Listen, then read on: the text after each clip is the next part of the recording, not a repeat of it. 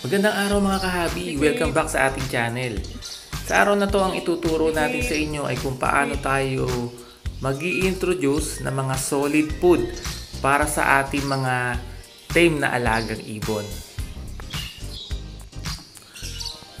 Ang pag-aalaga ng mga ibon na tulad nito, yung pag-hand feed sa kanila ay talagang kailangan ng tiyaga at pasensya.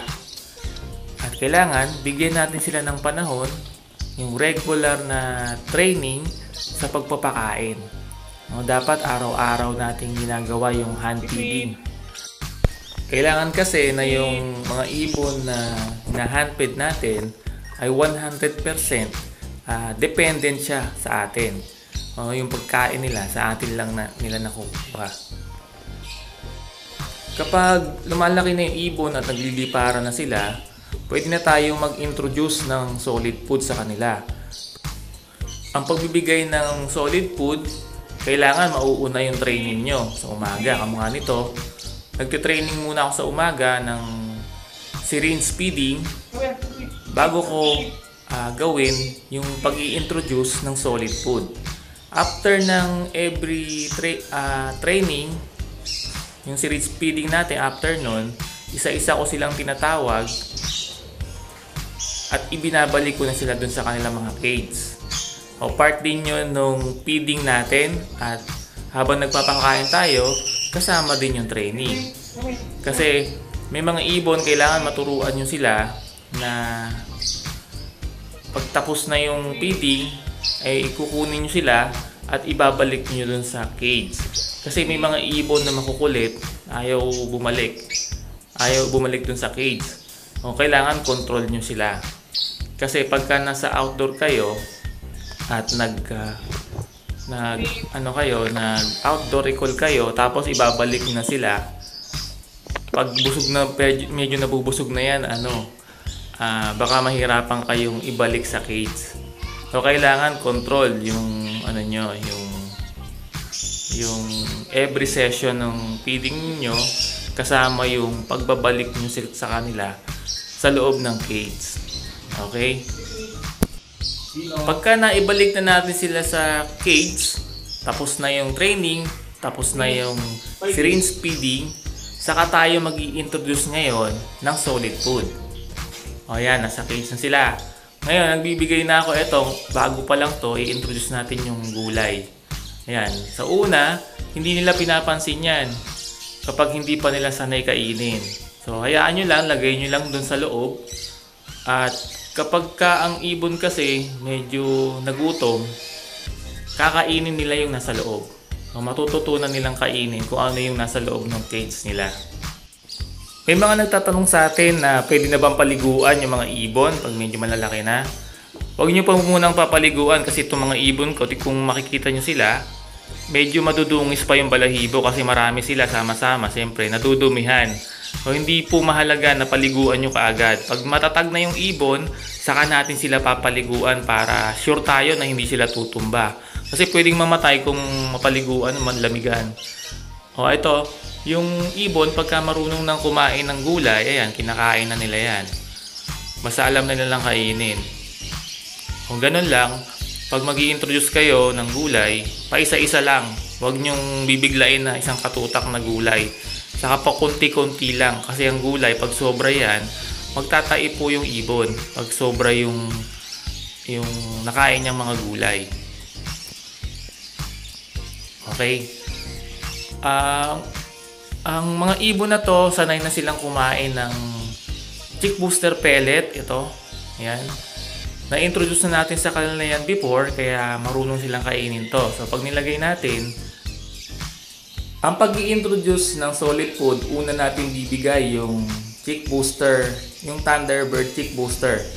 Kasi yun ay hindi pa ganun ka-solid. Yung yung malambot siya, madaling kainin, at durog siya. Doon nyo rin lalagay yung Pecotrin powder na nilalagay natin sa syringe nila. Para kasama na doon yung calcium supplement nila, may vitamin din yun.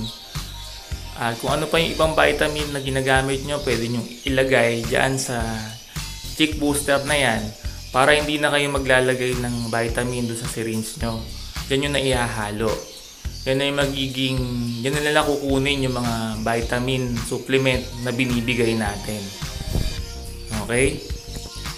Pagka ang ibon ay kumakain na niyan, okay na siyang kumain yan, i-introduce naman tayo ng seeds na, yung seed mix na ginagamit natin. Itong mga ibon ko ay sanay na rin sa seed mix. Ito yung seed mix natin. Yan. Alam niya na lang kainin yan, pero kung introduce nyo pa lang, ilagay nyo lang dun sa cage nila. Pagka nagpipid kayo sa syringe, huwag nyo pong ipipid ng full feed kapag mag-i-introduce na kayo ng solid food. Para yung ibon, medyo gutom siya, kakainin niya yung nasa loob ng cage niya. Hindi niya i-deadma. At saka kasi pagka malaki na ang ibon, ganitong kalalaki na, ang syringe feeding nito ay 2 beses na lang sa isang araw. Pero bababaran nyo siya ng tubig. Kamukha nito, meron siyang bowl ng water, nasa likod. Kasi kailangan hindi ma-dehydrate yung mga ibon. Pagka kasi 2 beses na lang tayo nagpapakain, doon natin makukuha yung full control sa kanila. Kasi mas less yung feeding, mas kontrolado mo yung ibon. Okay po? Yan, malalakas na silang kumain.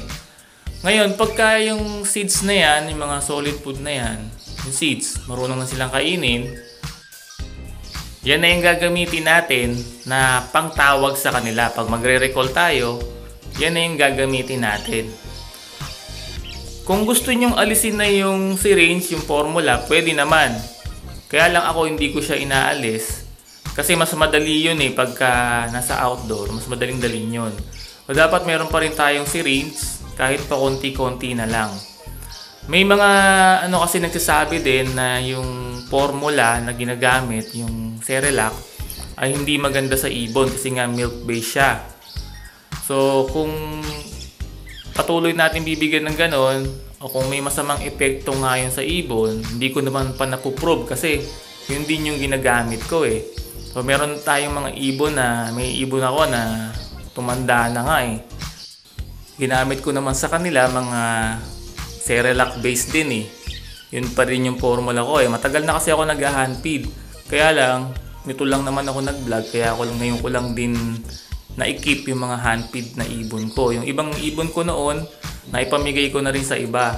Pero meron akong na-keep na hindi na siya tame ngayon. Pero buhay pa hanggang ngayon. Matagal na siya. Siguro nasa 5 taon na yung ibon o 4 na taon yung edad niya. Mula nung ginamitan ko siya ng formula, hindi naman siya namatay. Wala namang masama akong nakitang epekto sa kanya. Lumilipad din siya at ngayon nga nagbe-breed na siya. So kaya lang hindi na siya ngayon tame kasi binigay ko yun sa isang kaibigan at nung ayaw na niya ay hindi na niya naasikaso, kinuha ko ulit at binread ko kaso hindi na siya maamo. Nawala na yung pagiging tame niya. Pagka ang ibon ay hindi mo siya regular na binabanding, hindi mo siya hinahandfeed ng regular, kapag lumipas yung panahon na hinayaan mo lang siya sa cage, hindi na po yun magiging maamo. Lalo kung kumakain siya mag-isa doon, nasanay siya mag-isang kumakain. Mawawala na yung pagka-tame ng ibon. Magiging ordinaryong ibon na lang siya na pag kinuha mo, kakagating ka na. Tingnan niyo itong mga ibon na to. Kanina nga, binigyan ko ng syringe formula. Kahit na mayroong seed sa loob, may solid food sa loob, lumalapit pa rin yung iba kasi mas gusto nila yung sa syringe. Kaya huwag nyo aalisin yung syringe kasi parang baby pa rin yung mga ibon natin. Kapag ako kasi pumapasok ako sa umaga, pag Monday to Friday, may pasok ko sa umaga, hindi ko sila napapakain. Pagka ganon, ginagawa ko, nagbibigay ako ng konting seeds lang sa umaga, tapos sa gabi, pag uwi ko, saka ko sila hinahandpid. Hindi nawawala yung paghahandpid. Dapat araw-araw mo siyang gagawin. Kapag ka malalaki na at busy ka sa umaga, bigyan mo lang ng solid food, konti lang. Huwag yung mabubusog siya. At sa gabi, pag syringe formula ka. O ito, yung mga ibon natin sanay na sa seeds na yung gagamitin natin sa kanila para tawagin sila. Okay? Pagka seeds na yung mostly kinakain nila, gaganda na po yung balahibo niyan. Unti-unting gaganda kasi magmo-molt naman yan kahit na hindi natin paliguan. Yung pagbibigay ng tubig sa kanila, yung sa bowl na open na bowl, maganda yun kasi ang ibon kapag nainitan niya, kusa naman niya naliligo kahit hindi mo yan sprayan. Yung pag-i-spray lang sa ibon, gagawin lang natin yan pag may insekto sa katawan nila. Pag may nakita kayong mga gumagapang-gapang na parang kuto, yun, doon natin sila sprayan nung merong anti-external parasite. Pwede yung wash out, pwede yung malatayon para matanggal yung insekto sa katawan nila. Pero kung hindi naman, kung wala namang insekto, okay lang kahit na hindi natin paliguan kasi kusa namang maliligo yung mga ibon na yan. So yan, ano na sila, capable na silang tawagin sa pamamagitan ng seeds. Ayan, seeds na yung pantawag natin. Kapag ang ibon nyo ay tumatamlay, meron tayo ditong ibon na tumamlay. Ang gagawin nyo lang, papaarawan niya ito, yung dilaw na yan. Tumamlay siya kaya nakasolo siya. Ang ginagawa ko, hindi ko naman binibigyan ng gamot. Konting dextrose powder lang sa tubig. Papaarawan ko lang sila sa umaga. Kasi kailangan nila yung vitamin D3 galing sa araw para lumakas sila. Yola! Very good! Okay, diba? Ang ganda, oh. Pagka seeds na yung ginagamit natin. Sana ay may natutunan kayo sa video na inyong napanood ngayon. At magamit nyo ito sa mga tame na ibon ninyo. Sa pagtuturo ng mga tame na ibon ninyo. So, salamat po sa inyong panonood at God bless po sa inyong lahat.